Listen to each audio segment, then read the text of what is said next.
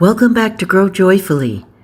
It's Garden Tour Saturday with our hostess, Grandma Sandy, and let's share our plants, successes, or disaster stories with Janita's Well Wishes Gardening. Let's get started. It's been over a week since I've been in this garden. What with us being gone 3 days and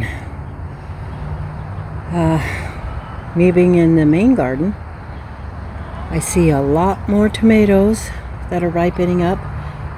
Here's a pineapple tomato. This is the plant I usually get my 2-pounders off, but I haven't seen any that look like they'll be 2 pounds at all. So I'm going to harvest some tomatoes. Here's a Dr. Wychees, Old German, triple crop, black brandywine. My first year for this. I'm pretty excited. Pink oxheart, mortgage lifter, German queen. There's the road noise.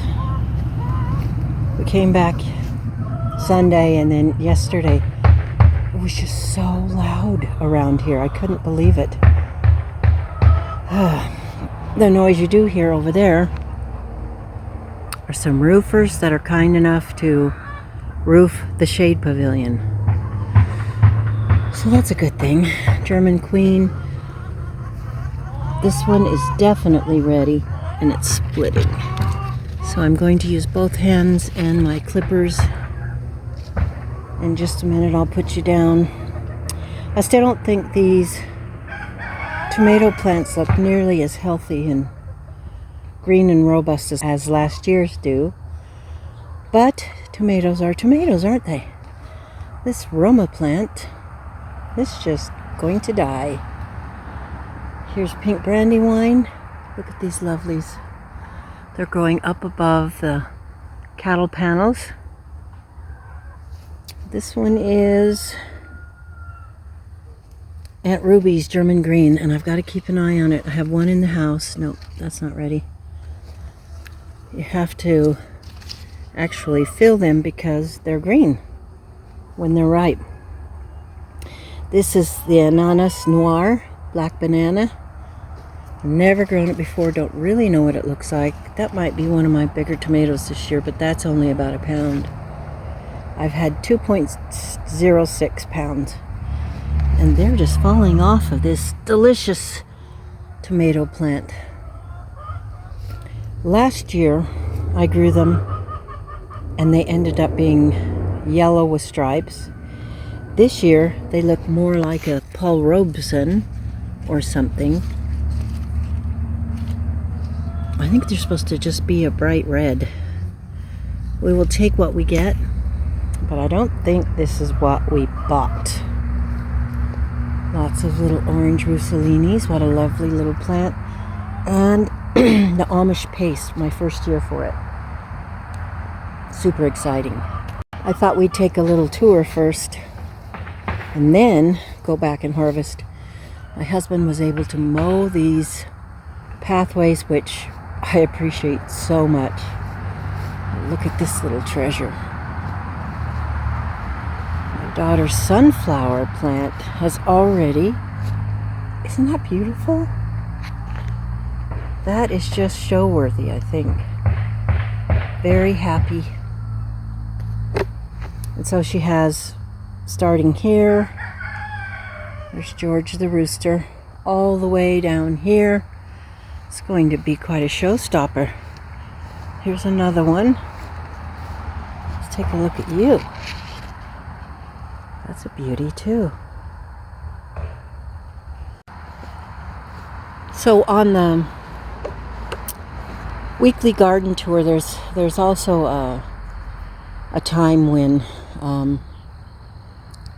Juanita's plant, I have to look it up for you because I can't remember, but she has a collab where you share your success or disaster stories for gardening. I would like to share our disaster. Now you can see this corn, right? Well, it's tall, it's beautiful, it's tasseling, the silk is drying up. It looks fabulous. We bought sweet corn seeds. What we have is field corn seeds.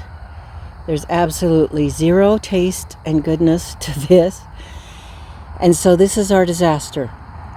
It's really sad that all that energy and time was put into the plants.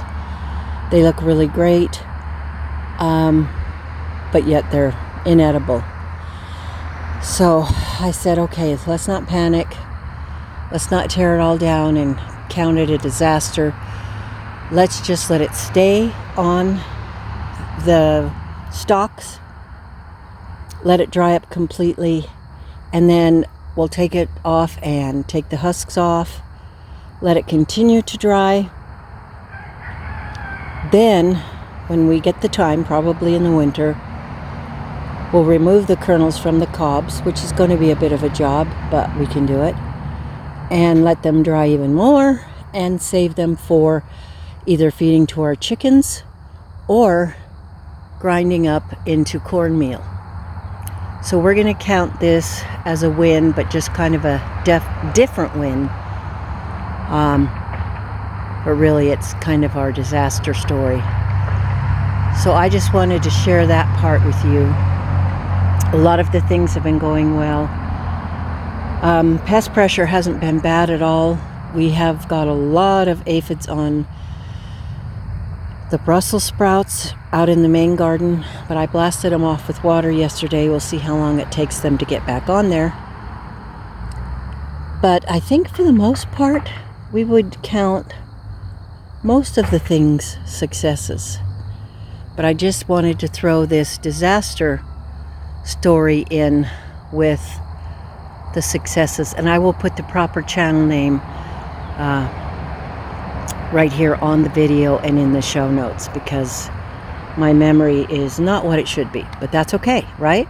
We've got a lot of things to do. So I just thought I would share that with you today, and then I'm going to share successes with you. I don't know if you count this as a success or an outright invasion. Looks like the loofah plant has gone insane. That is the white blossom right there. Isn't that pretty?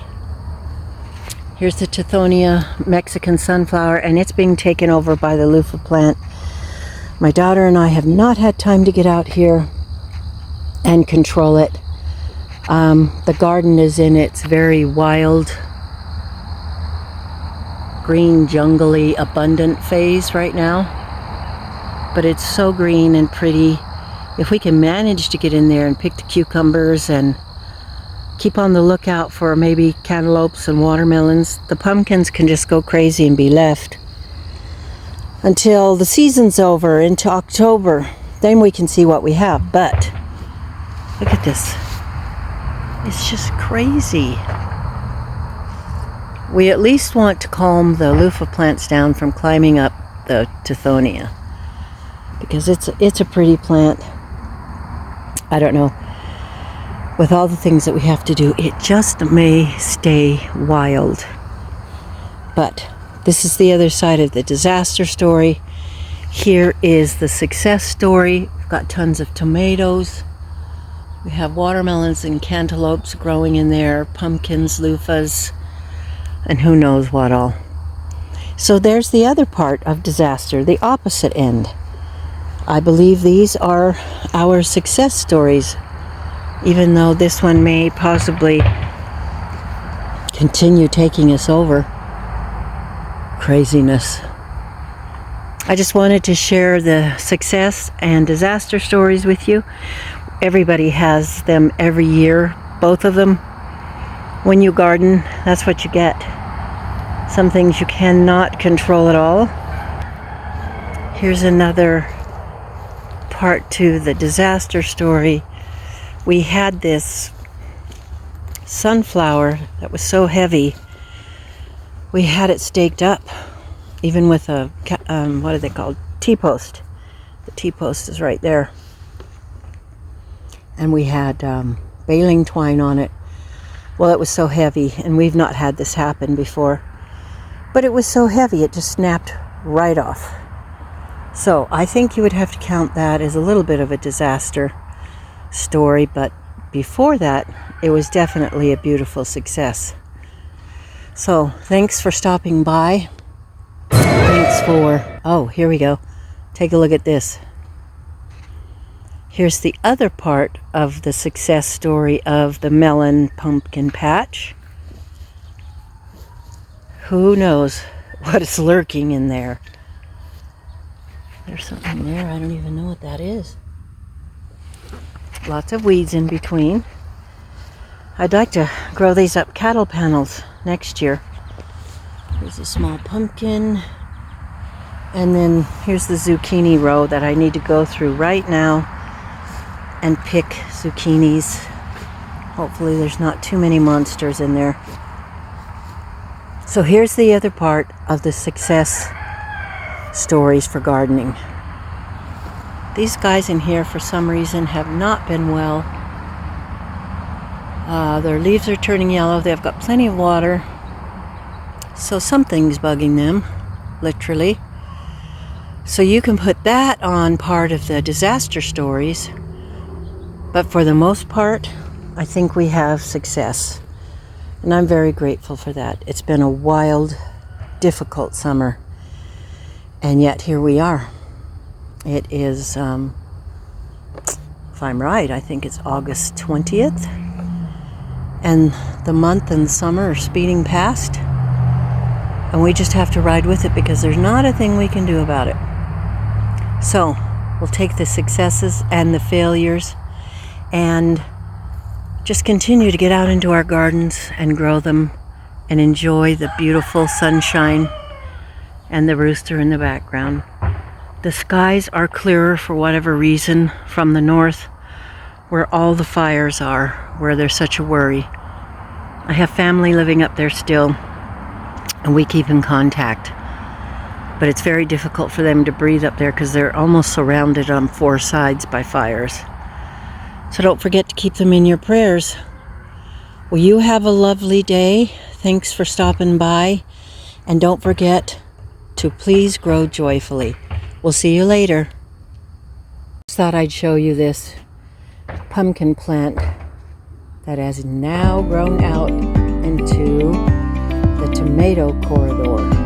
Looks like something alive. I wonder how far it'll go. That's one thing you need with pumpkins, is plenty of room to just let them run.